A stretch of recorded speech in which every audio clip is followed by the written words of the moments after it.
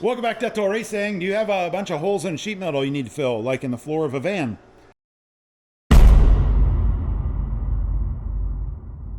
So a little earlier this week, I reviewed an Andeli MIG145 welder. A good little welder, I actually really liked it.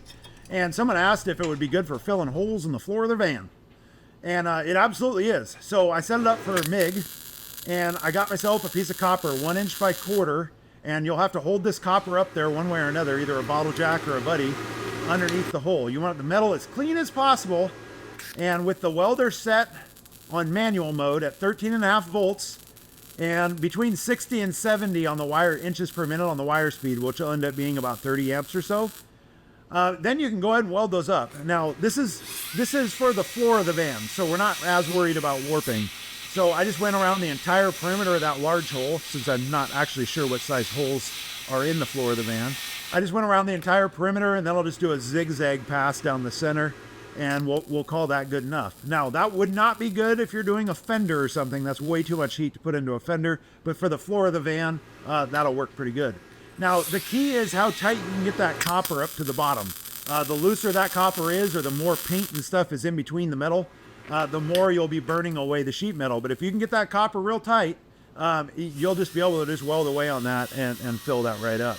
So now this is an example of how you do a fender, except you'd probably want to do it even slower, smaller welds each time, or if you're worried about it warping, this is how you'd go about that. Now, not always can you get a piece of copper on the back side of a fender or something, so this is only an option in those situations that you are in.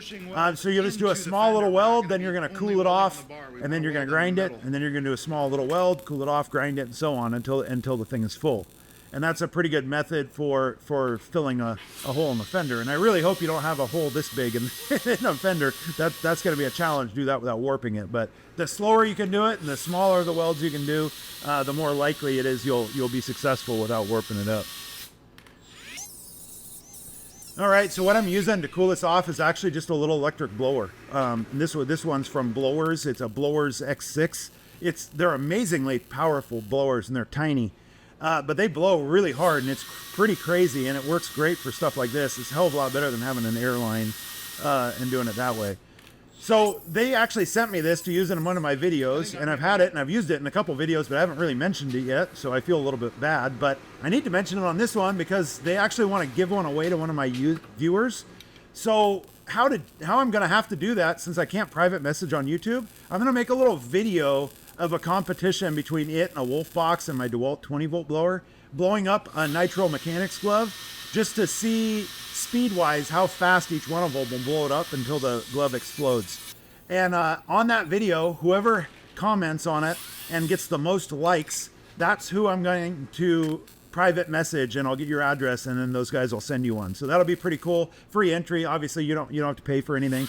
I do believe you need to follow me though for me to be able to private message you, and then you can unfollow me afterwards if you want. If you don't want to be following me, and that's totally fine. So that's how we're going to do that. So there'll be a link in the description below for my Facebook, or you can just search for Death Toll Racing on Facebook. I should pop up fairly quick. I just recently started posting on there, so I don't have the hugest Facebook following. That'll help grow it though. That turned out really good. So now I'm going to switch over to flux-core. So this is Lincoln Inner Shield. This is a T11 wire. This is a structurally rated flux-core wire, so it's a gasless wire. This is not at all the same as the normal wire that you would buy at Harbor Freight or what comes in most flux-core welders. This is an actual structural wire, and it is multi-pass capable, so you can weld on top of itself, which you can't do with that GS wire, or it creates a bunch of pinholes. So that's the only wire I really ever use on the channel, and it's the only wire that's really even possible to do welds like this on sheet metal. I have it set to around 40 amps on SIN mode on that welder, and that seems to work pretty good. I'm using that copper backer. That seems to work pretty good for it. So in between each pass though, you do want to obviously cool it off and then wire wheel the flux off. Since we don't have the welder up very hot, we don't want to put too much. We don't want to try to weld over the flux, or you'll probably just be trapping that all in there and create pinholes that way. So the flux comes right off though with a stiff wire brush. So this is a pretty good way of filling holes if you don't want to set up for gas. The flux-core wire is a little bit more sensitive to gaps between the sheet metal and the copper though. So just make sure you have that copper pretty tight on the bottom. It'll make it a lot easier for you to do it.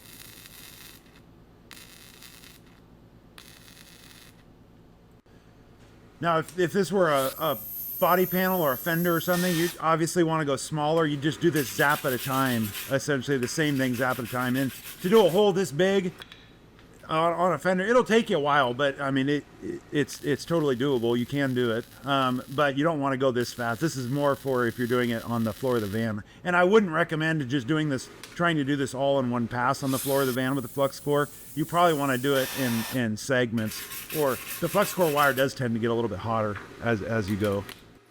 All right, guys, so this is what I used to do all that welding. This is just that little MIG145 that I just reviewed on the channel from Andeli. Really good welder. I actually really genuinely like this welder. Put a QD on the back. It weighs 11 pounds. It stick welds, wire feed, flux core or MIG. But the best part, as a remote control for wire feed and voltage and everything. You can do it all from remote.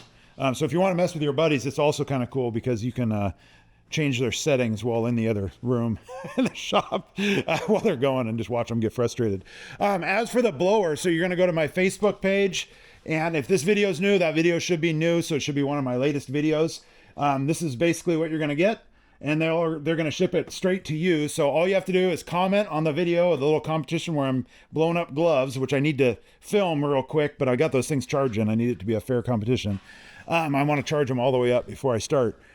And just make a comment, and the comment with the most interactions will win. So then that'll be pretty good. So if you got a bunch of buddies or whatever, you can have them share the video with them, and they can look at it. It's going to be a very short video. I'm just going to overlay all three of them blowing up one of these nitro mechanic gloves all at the same time until they burst.